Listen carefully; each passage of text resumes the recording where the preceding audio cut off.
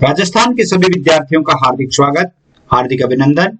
प्रिय विद्यार्थियों, English online classes के अंतर्गत हम रेनबो का पार्ट चौथा पढ़ रहे हैं।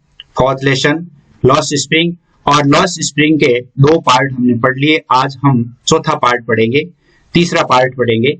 देखिए, एक पार्ट के इतने पार्ट करने का कारण यह है कि पार्ट बड़ा भी है और छोटे छोटे पार्ट होते हैं, तो उसमें से प्रश्न भी हम अच्छी तरह से बना सकते हैं, आपकी समझ में भी अच्छी तरह से आता है।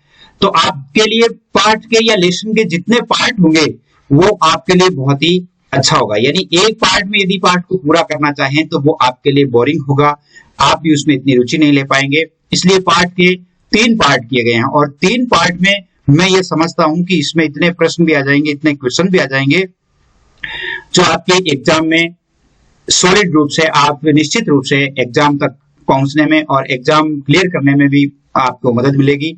बहुत सारे ऐसे प्रश्न होंगे और आपके जो पैसेज सॉल्यूशन होगा उसमें भी आपको मदद मिलेगी। तो मैं ये उम्मीद करता हूं कि आपके लिए पार्ट के जितने पार्ट किए जाते हैं तो अच्छे हैं। दूसरी बात, आप में से बहुत सारे विद्यार्थियों ने कल जो प्रश्न पूछे गए थे उन सभी प्रश्नों के उत्तर बहुत सारे विद्यार्थियों ने उत्तर दिए, इसके लिए बहुत बहुत धन्यवाद। और अपने जो ग्रुप्स हैं उन ग्रुप्स में भी कई विद्यार्थियों ने मेरे व्हाट्सएप नंबर पे उनके उत्तर भेजे, इसके लिए मैं बहुत बहुत आपका धन्यवाद ज्ञापित करना चाहूंगा कि आपने इतनी रुचि के साथ इन पाठों को पढ़ा है। आज हम पढ़ेंगे, ये छोटी सी बात है, थोड़ी सी बात को आप ध्यान से देखें कि यहाँ पर जो भी प्रश्न पूछे जाते हैं, जितने क्वेश्चन पूछे जाते हैं, तो उनका जवाब, उनको रिप्लाई करना आपका काम है। क्योंकि रिप्लाई जब तक नहीं करेंगे तब तक आप में कोई सुधार नहीं होगा, चाहे गलत भले ही हो। आपका उत्तर गलत होगा, मैं उसे सही करके भेजूंगा, जिसमें आप ये देखेंगे कि वास्तव में उत्तर कैसे लिखा जाता है। तो इससे आपकी स्किल बढ़ेगी और वो बहुत ही जरूरी है। आप उत्तर हमेशा दें, और इस पार्ट में भी लगभग यानी 3 से 4 क्वेश्चन होंगे जो कि आपको पूछे जाएंगे और आप उन्हें बताने का प्रयास अवश्य करें। दूसरी बात है कि ये जो पार्ट हम पढ़ रहे हैं, यहां से जब 1 से 5 तक जब पार्ट हो जाएंगे तो हम इसके जितने भी, इन 5 पार्टों के जितने भी मोस्ट क्वेश्चंस होंगे, उन मोस्ट क्वेश्चंस को एक वीडियो बनाया जाएगा, जिसमें लॉन्ग आंसर क्वेश्चन भी होंगे और शॉर्ट आंसर क्वेश्चन भी होंगे, मिडल आंसर क्वेश्चन भी होंगे, यानी लघुत्तरात्मक भी होंगे, अति लघुत्तरात्मक भी होंगे और ऐसे टाइप क्वेश्चन भी होंगे। तो इनके यानी लगभग है वो 20 से 25 तक के प्रश्न आपके होंगे। तो उम्मीद करता हूं कि आप अवश्य ही इनमें जुड़े। एक बात यह कि बहुत सारे विद्यार्थियों के कॉल मेरे पास आते हैं और सभी विद्यार्थी ये कहते हैं कि सर हमें वो वीडियो भेजिए, वो वीडियो भेजिए। तो आपको मैं एक सीधा सा बात लिंक बता देता हूं कि आप अपने मोबाइल में या आपका यूट्यूब जो है उसमें साहित्य क्लासेज, यानी साहित्य क्लासेज आप सर्च करें। साहित्य क्लासेज एक इंग्लिश में और साथ में हिंदी में और लिख दें, ऐसे साहित्य क्लासेज। साहित्य क्लासेज आप सर्च करेंगे तो वहां पर आप साहित्य क्लासेज में देखेंगे, जिसमें आप जैसे लिंक देख रहे हैं वहां पर फोटो भी होगा, और उसमें आप जाएंगे प्लेलिस्ट में। वहां पर आप प्लेलिस्ट में जाएंगे, प्लेलिस्ट में आपके सारे जितने भी वीडियोज है, हिंदी साहित्य की अलग लिस्ट बनी हुई है, राजनीति विज्ञान की अलग है, इंग्लिश की अलग बनी हुई है, उसमें जो ये व्याकरण है उसकी अलग बनी हुई है, अंग्रेजी ग्रामर की अलग बनी हुई है। तो ये सारी लिस्ट है वो वहां पर बनी हुई है। वहां से राजनीति विज्ञान की अलग बनी हुई है, ये सारी लिस्ट आपको वहां पर मिल जाएगी, आप वहां से अवश्य ही देख लें। अगर ऐसे भी नहीं होता है तो आप मेरे पास अपना मैसेज लिखकर भेजें, यानी 9610208295 पर, ताकि मैं आपको उन सभी के लिंक सेंड कर दूंगा। तो ये तो थी अपनी एक उद्बोधन या प्राथमिक बात। तो आइए हम चलते हैं अपने लेसन पर कि आज हम क्या पढ़ते हैं। देखिए, अपन ने कल पढ़ा था कि जब वो साहिब के साथ में वहां पे जाती है और वहां जाने के बाद क्या क्या होता है, देखिए यहां तक अपन ने पढ़ा था कि साहिब जो है वो 800 रुपए की नौकरी करता है और अब वो काम करने लग गया, लेकिन फिर भी उसे वो काम है वो अच्छा नहीं लगता है। यहां तक अपन ने पढ़ा था। आज हम पढ़ेंगे और तो आज हम यहां से पढ़ेंगे कि I want to drive a car, I want to drive a car, कि मैं कार चलाना चाहता हूं या कार का ड्राइवर बनना चाहता हूं। Mukesh insist on being his own master. Mukesh जो है वो अपने स्वयं के मालिक बनने पर जोर देता है, इंसिस्ट आग्रह करता है या जोर देकर के कहता है। I will be a motor mechanic, मैं मोटर का मिस्त्री बनूंगा। ही अनाउंस, वह घोषणा करता है, यानी वह क्या है कि एक बात कहता है लेखिका को कि मैं मोटर मैकेनिक बनूंगा और मोटर चलाना या कार चलाना पसंद करूंगा। तब लेखिका पूछती है, do you know anything about cars, क्या तुम कार के बारे में कुछ जानते हो, क्या तुम कार के बारे में कुछ जानते हो। देखिए यहां पर एक प्रश्न बनता है, जैसे मान लो एक प्रश्न है, एक प्रश्न आप देखिए, एक प्रश्न है आपके कि यहां पर लिया हुआ है कि I will be motor mechanic. जैसे ये प्रश्न है, I will be A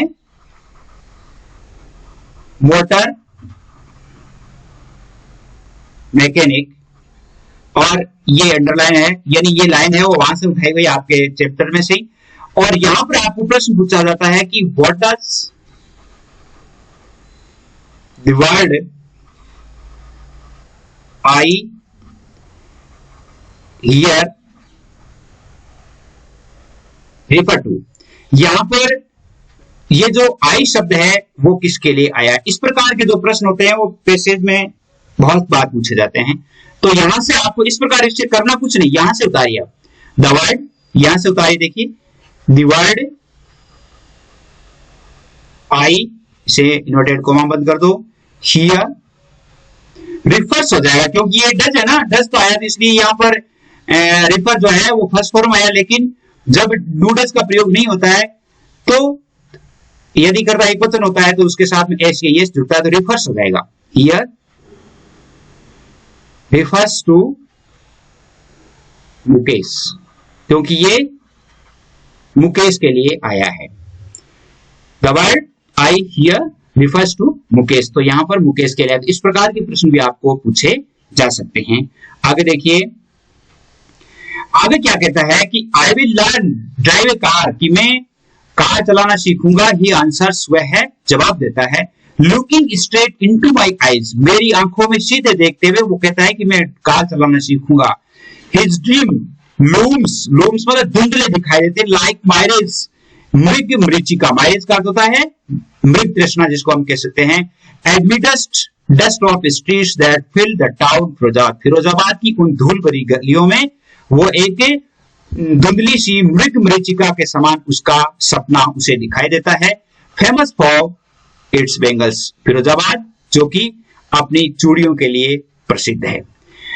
every other family in Firozabad is engaged in making bangles, Firozabad में हर एक परिवार जो है वो चूड़ियां बनाता है, चूड़ियां बनाने का काम करता है, इंगेज्ड व्यस्त रहता है। It is the centre of India's glass blowing industry, यह है भारत के कांच दमन जो इंडस्ट्री है, कारखाना है, उनका केंद्रीय स्थल है, भारत का केंद्र है जहां पर सबसे ज्यादा कांच का उद्योग है। Where families have spent generations, जहां पर बहुत से परिवार जिन्होंने पीढ़ियों से इसी काम में काम कर रहे हैं। अराउंड फर्नेसेज, जो कि ये फर्नेसेज का अर्थ होता है भट्टियां, यानी उन तप्त भट्टियों के सामने वो काम करते हैं। वेल्डिंग ग्लास, कांच जोड़ते हैं, और मेकिंग बेंगल्स, चूड़ियां बनाते हैं। For all the women in the land it seems, और ऐसा लगता है कि भारत की सभी औरतों की जो चूड़ियां हैं वो यही बनती है, भारत की चूड़ियां हैं वो यही बनती है। Mukesh family is among them, Mukesh का परिवार भी उन्हीं में से है। None of them knows that it is illegal for children, उनमें से कोई भी नहीं जानता, नन ऑफ नाउज का अर्थ है कोई भी नहीं जानता, दैट की इट इज इलीगल कि यह अवैध है, फॉर चिल्ड्रन बच्चों से काम करवाना, यानी बच्चों से काम करवाना अवैध है, like him to work in the glass furnaces, यानी उनकी तरह कांच की जो भट्टियां हैं उनके सामने काम करना, विद हाई टेम्परेचर्स, जो कि उच्च तापमान वाली भट्टियों के सामने काम करना या बच्चों से काम करवाना अवैध है, नन ऑफ देम नाउज, इनमें से कोई भी नहीं जानता। इन डिंजी सेल्स यानी बहुत ही जो कोठरियां हैं, अंधेरी कोठरियों में, डिंजी यानी अंधेरी कोठरियों में, विदाउट एयर एंड लाइट, जहां पर न तो लाइट होती है, ना तो प्रकाश होता है और ना ही हवा होती है, यानी अंधेरी कोठरियों में काम करना और तपती हुई भट्टियों के पास बैठ करके काम करना, उनमें से कोई भी नहीं जानता कि ये बच्चों से काम करवाना अवैध है। डेट द लॉ, अगर ऐसा कानून बन जाए, इफ एनफोर्स्ड, लागू हो जाता है, could get him all those 20,000 children out of the whole furnaces where they slog their daylight hours। अगर मान लो इस प्रकार का कानून बन जाता है तो वहां के लगभग 20,000 बच्चे हैं, वो उन तपती भट्टियों में काम करने से उनको दूर किया जा सकता है, जो कि हमेशा दिन और रात वहां पर काम करते हैं, often losing their brightness of their eyes, जो कि निश्चित ही अपनी आंखों की रोशनी है वो खो देते हैं, क्योंकि भट्टियों के पास काम करने से उनकी आंखें हैं वो काम करना बंद कर देती है, जिससे शीघ्र ही वो अंधे हो जाते हैं। losing their brightness of Mukesh eyes beam as he volunteers to take me home।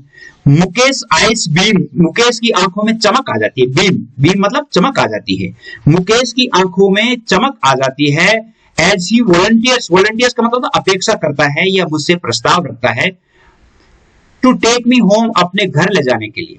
जब मुकेश मुझे अपने घर ले जाने के लिए अपेक्षा करता है तो उसकी आंखें खुशी से छलक उठती है, और विच ही प्राउडली, जो कि वह गर्व से कहता है, saying is being rebuilt, और वो गर्व से कहता है कि हमारा घर है वो पुनर्निर्माण हो रहा है, मतलब घर दोबारा बनाया जा रहा है। We walk down stinking lanes chalked, हम अंधेरी उन गलियों में गए, चौक विद गैबेज, जो कि कूड़े करकट से अटी हुई थी, यानी हम उन संकरी गलियों से होकर चलने लगे जो कूड़े करकट से अवरुद्ध थी, डटी हुई थी। Past homes the remain halls with crumbling walls, और गिरी हुई या टूटी फूटी दीवारों वाले उन घरों के पास से जब हम गुजरे, और वहां के जो मोहल्ला था वॉबली डोर्स, जिनके टूटे फूटे दरवाजे, डगमगाते दरवाजे, वॉबली डगमगाते दरवाजे, नो विंडोज, दरवाजों के खिड़कियां भी नहीं थी, crowded with families of human and animals coexisting in the primal state, जिस प्रकार आदिम अवस्था की तरह जानवर और मनुष्य है वो साथ साथ रह रहे थे, जानवरों का और मनुष्यों का परिवार साथ साथ रह रहा था। हम इस प्रकार के मोहल्ले में आए जहां पर न दरवाजा था न खिड़कियां थी, और डगमगाते दरवाजे, टूटे फूटे अर्थात वहां की अस्त व्यस्त अवस्था में थे। He stops at the door of one such house, वह भी उन्हीं में से एक ऐसे दरवाजे में रुकता है, and bangs a wobbly iron door, और एक लोहे से बने हुए डगमगाते दरवाजे को बैंक्स या लात मारता है, धक्का देता है, विद हिज फुट, अपने पैर से धक्का देता है, एंड पुशेज इट ओपन, और खोलने के लिए धकेलता है। वी एंटर हाफ बिल्ट शैक, हम एक आधी बनी हुई झोपड़ी में प्रवेश करते हैं, शैक यानी झोपड़ी में।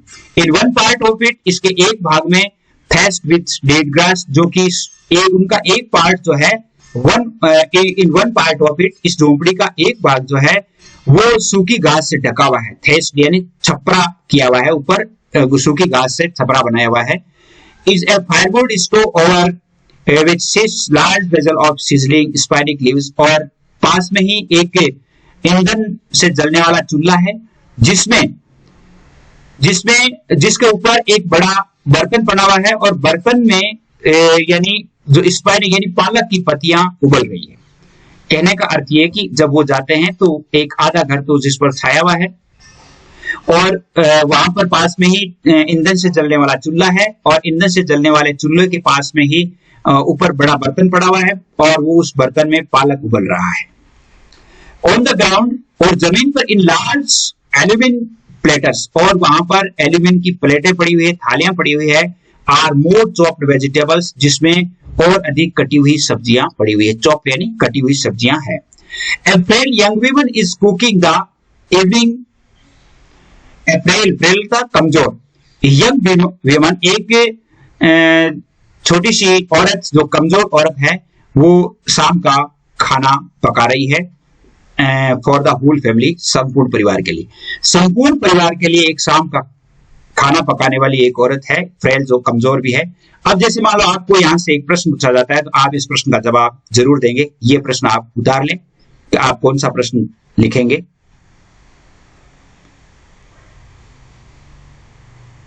यह प्रश्न आपके लिए है। आप इस प्रश्न को लिखेंगे कि how was the house of Mukesh, या how was Mukesh house.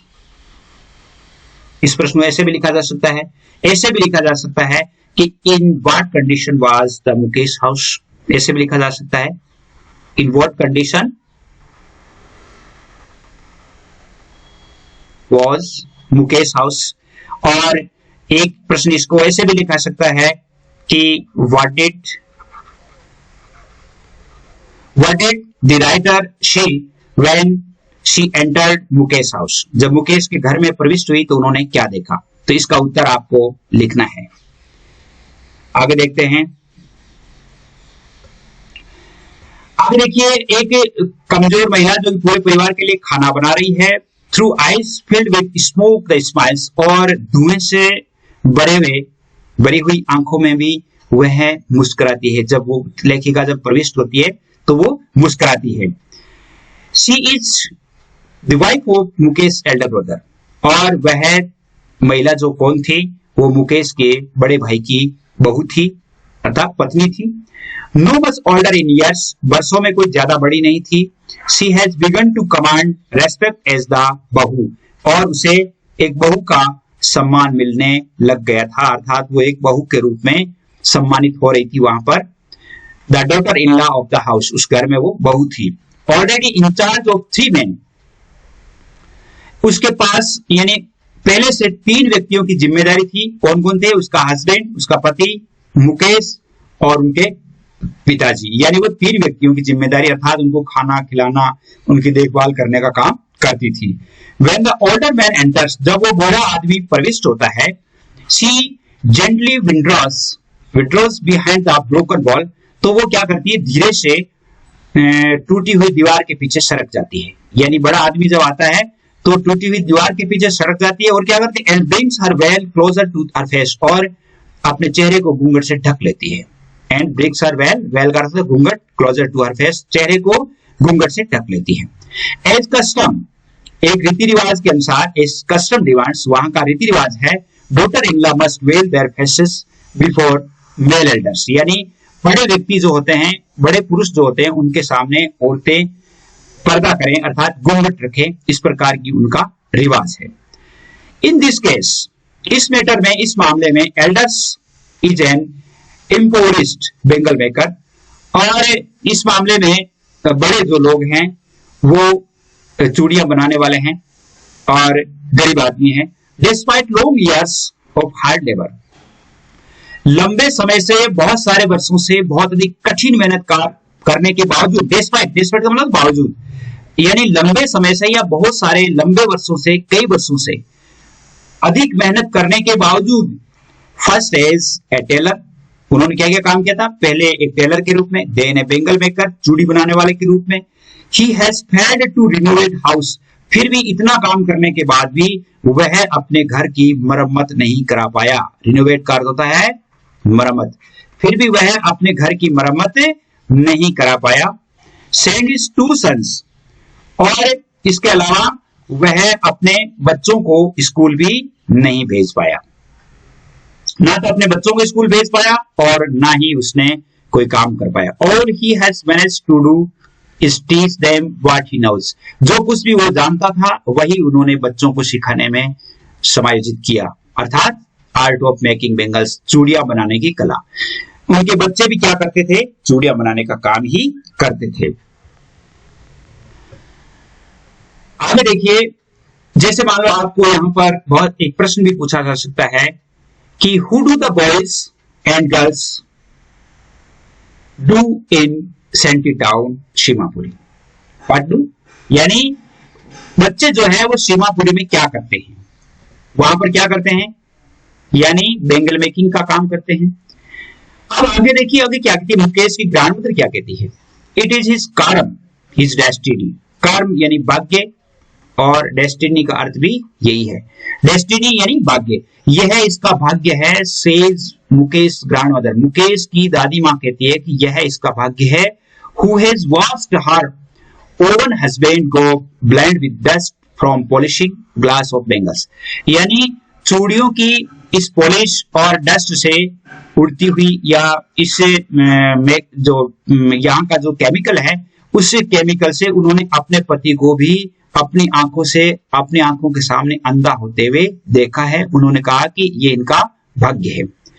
Can a god given लाइनिस, क्या ईश्वर प्रदत्त परंपरा, लाइनिस का अर्थ होता है वंश परंपरा, एवर बी ब्रोकन, क्या ईश्वर द्वारा दी गई वंश परंपरा को तोड़ा जा सकता है?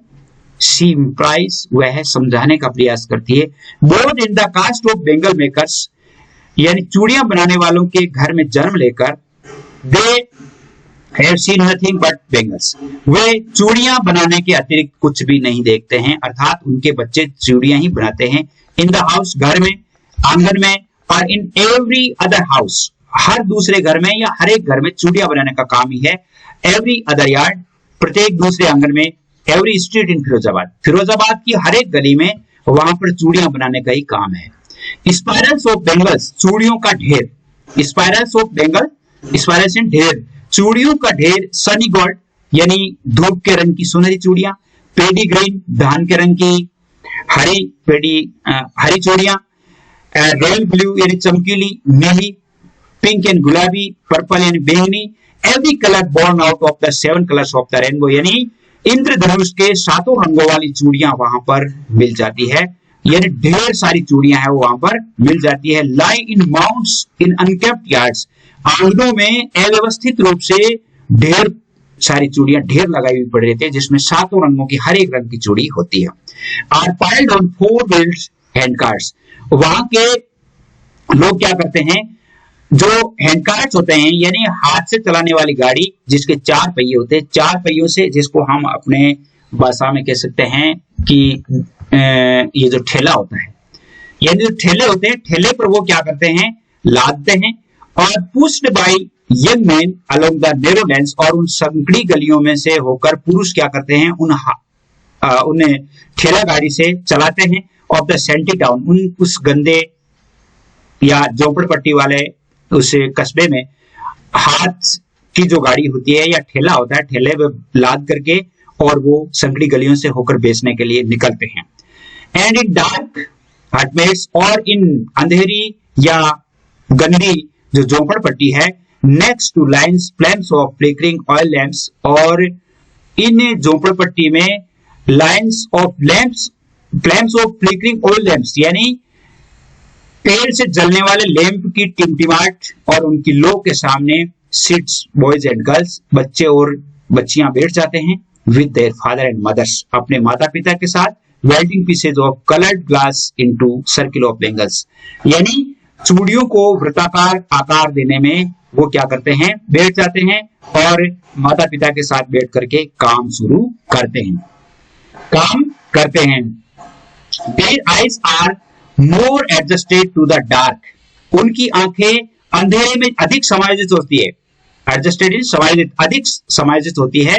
Than to the light outside, यानी बाहर की रोशनी की अपेक्षा अंधेरे में उनकी आंखें अधिक समायोजित हो जाती है। क्यों? दिस इज वाई, इसका कारण यह है, this is why they often end up losing their eyesight before they become adults, यानी इसी कारण वो क्या होते हैं कि यानी अधेड़ होने से पूर्व ही अपनी आंखों की रोशनी खो देते हैं।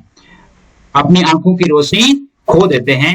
तो जैसे मान लो अब आप का एक प्रश्न होगा, इस प्रश्न का जवाब अपन लिखेंगे मिलकर के। और क्या प्रश्न होगा देखिए,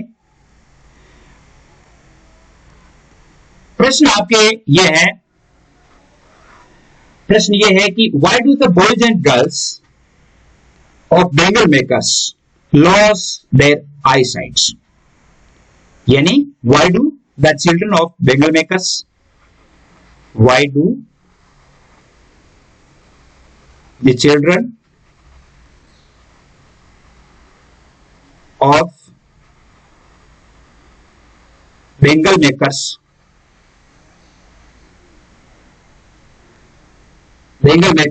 lost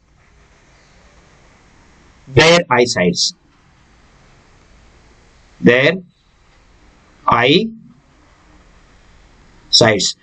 कि बच्चे जो है चूड़ियां बनाने वालों के बच्चे अपनी रोशनी क्यों खो देते हैं। क्या इसको बिकॉज से आप जोड़ सकते हैं? उत्तर कैसे लिखेंगे? The children of bangle makers, the children of bangle makers, देखो इस कितना सरल लिखा था, bangle makers lose their I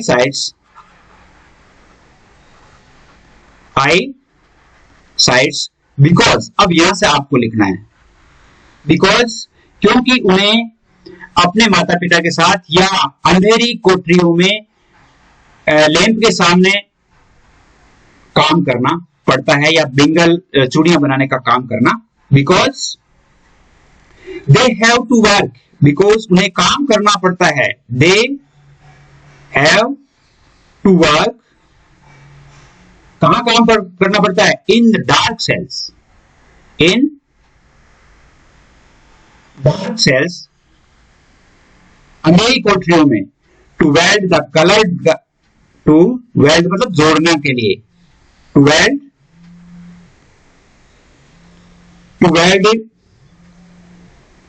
the coloured glasses, to weld the coloured glasses, यानी विभिन्न प्रकार के रंगों को, in the flames of flickering oil flames, in the flames of flickering oil lamps, flickering oil lamps. इस प्रकार आपको इसका उत्तर लिखना है। देखिए अगला प्रश्न आपके लिए होगा, तो आपको लिखना होगा। आगे चलते हैं, आगे देखिए, आगे क्या देखते हैं कि Savita, a young girl in pink dress, एक सविता जो कि लाल ड्रेस में, गंदी सी लाल ड्रेस में है, बैठी है, sits alongside elderly women, जो कि एक बूढ़ी या एक अधेड़ उम्र की महिला के पास में बैठी हुई, soldering pieces of glass, soldering मतलब जोड़ रही है, पीसेज ऑफ ग्लास यानी कांच के टुकड़ों को जोड़ रही है, और वो एक एल्डरली यानी एक वृद्ध महिला के पास बैठी हुई है।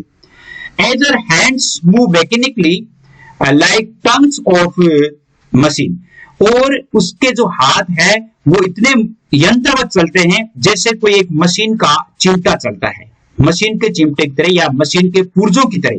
टंग्स का मतलब पुर्जा भी कह सकते हैं, मशीन के पुर्जों की तरह उनके हाथ चलते हैं इतने जल्दी जल्दी। I wonder if she knows the sanctity of bangles, मैं सोचती हूं कि क्या वह इन चूड़ियों की पवित्रता के बारे में जानती है। सैंक्टिटी का अर्थ होता है पवित्रता, क्या चूड़ियों की पवित्रता के बारे में जानती है? शी हेल्प्स मेक, जब वो सहायता करती है तो क्या वे इनकी सैंक्टिटी के बारे में जानती है? It symbolise an Indian women's suhag, और यह भारतीय नारी के सुहाग का प्रतीक होती है। चूड़ी क्या होती है?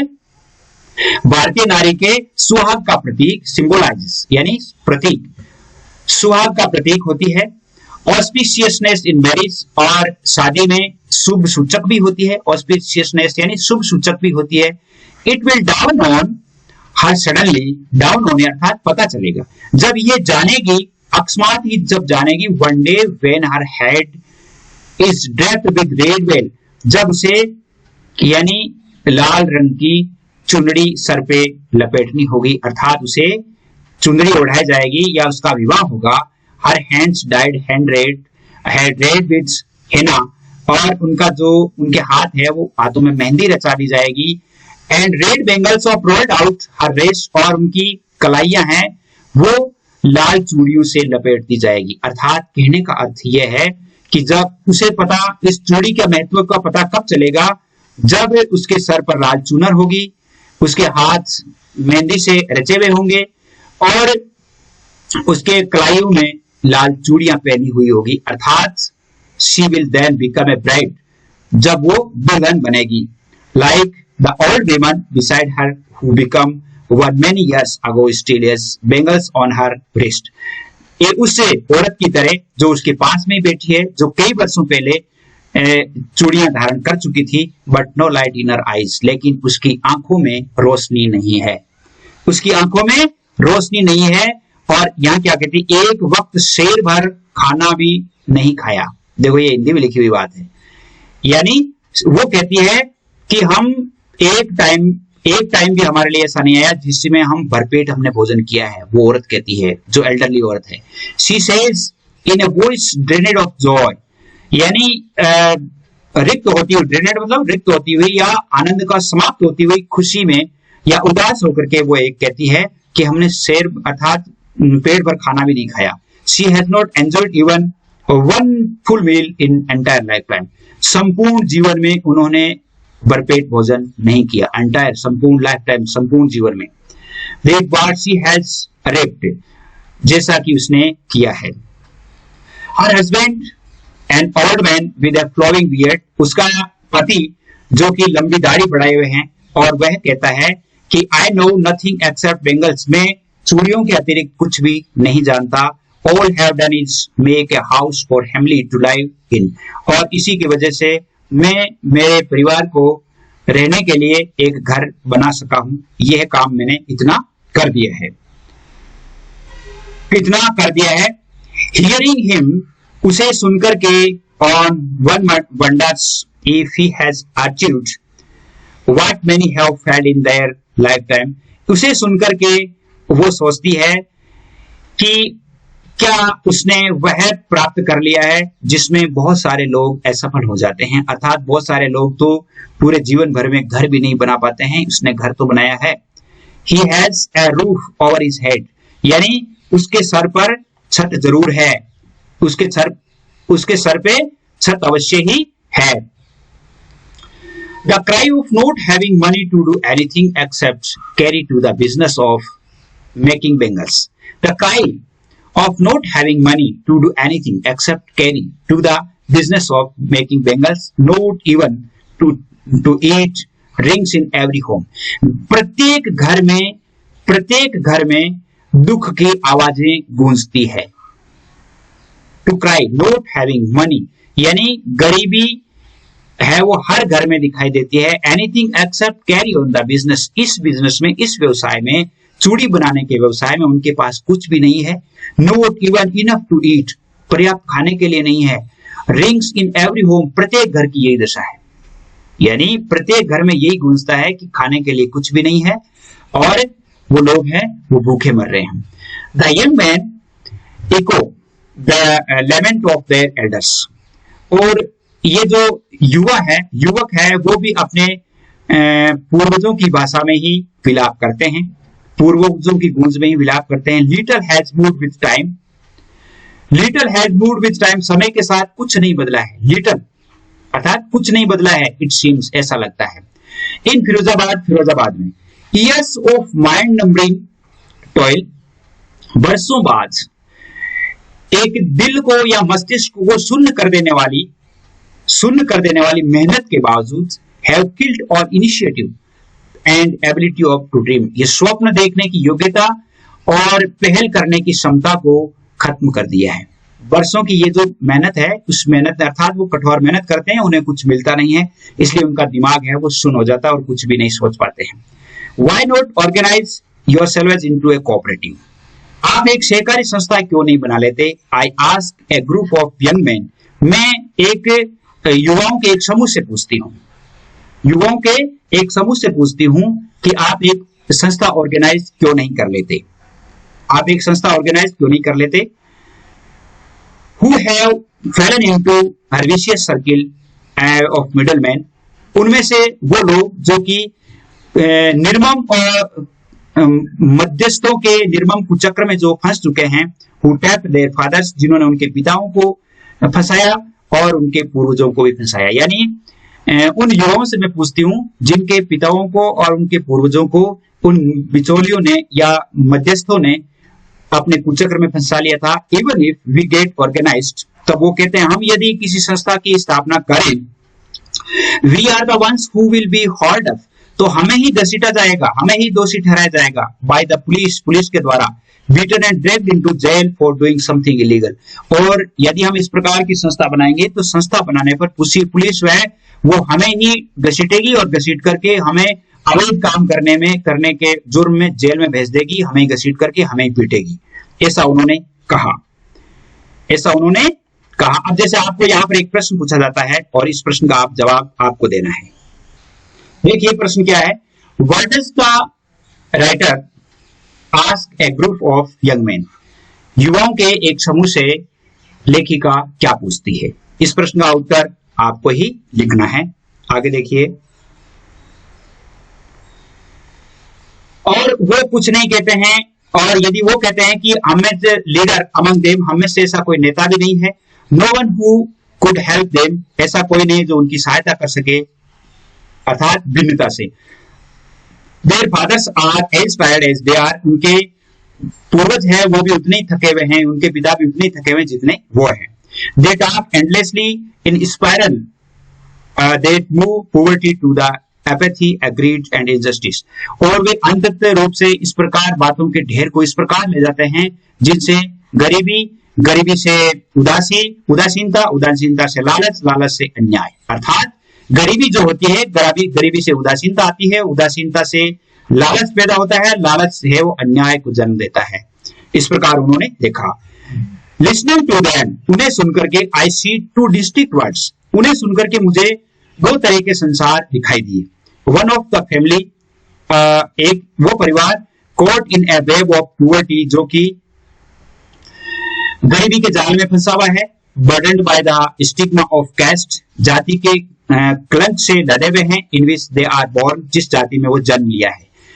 and the other of vicious circle, और एक दूसरा एक निर्मम कुचक्र जिसमें ऑफ साहूकार्स, और दूसरा संसार वो है जिसमें साहूकारों का एक निर्मम कुचक्र है, जहां the middleman, policeman and keepers of law, जिसमें मध्यस्थ हैं, बिचौलिया है, पुलिस वाले हैं, और कीपर्स ऑफ लॉ कानून निर्माता हैं, और ब्यूरोक्रेट्स नौकरशाही है, और पॉलिटिशियंस है, और राजनेता है। तो एक संसार तो वो है जिसमें वो परिवार रहते हैं जो गरीबी से जकड़े हुए हैं और जाति के कलंक से दबे हुए हैं। दूसरे में वो है जिसमें लोग मध्यस्थ है, साहूकार है, पुलिसमैन है, कानून के निर्माता है, ब्यूरोक्रेसी है, और क्या है, पॉलिटिशियंस है। Together they have imposed the wages on the child, दोनों ने ही बच्चों को उस वजन से लाद दिया है, that can not put down, जिसको बच्चा नहीं उतार सकता। अर्थात दोनों ही बच्चों को काम करने पर मजबूर कर रहे हैं, उनके माता पिता भी और उनके जो साहूकार भी। Before he is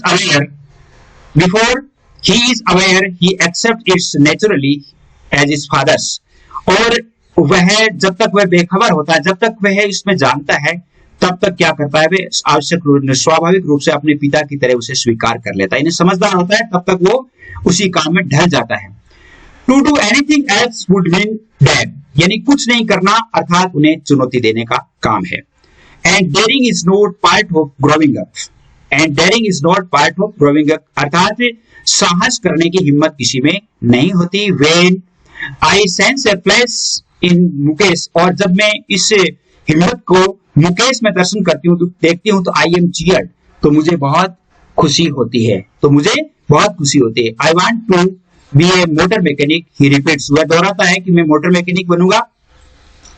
he will go to the garage to learn, और वो ये कहता है कि वह गैरेज में सीखने के लिए चला जाएगा, but the garage is a long way from his home, garage का रास्ता है उससे काफी दूर है।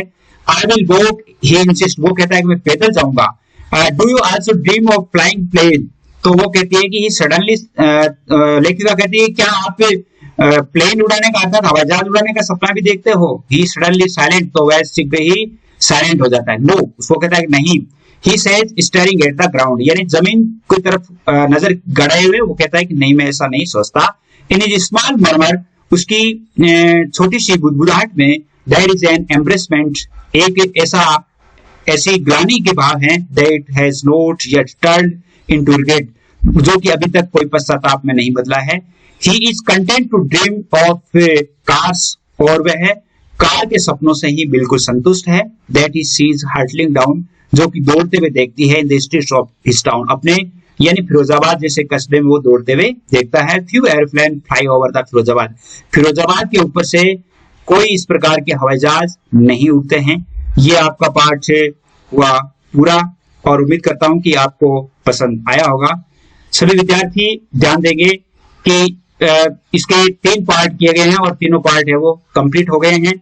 और आपको एक प्रश्न और देता हूं कि what is the author the word in Mukesh, यानी what does the author behold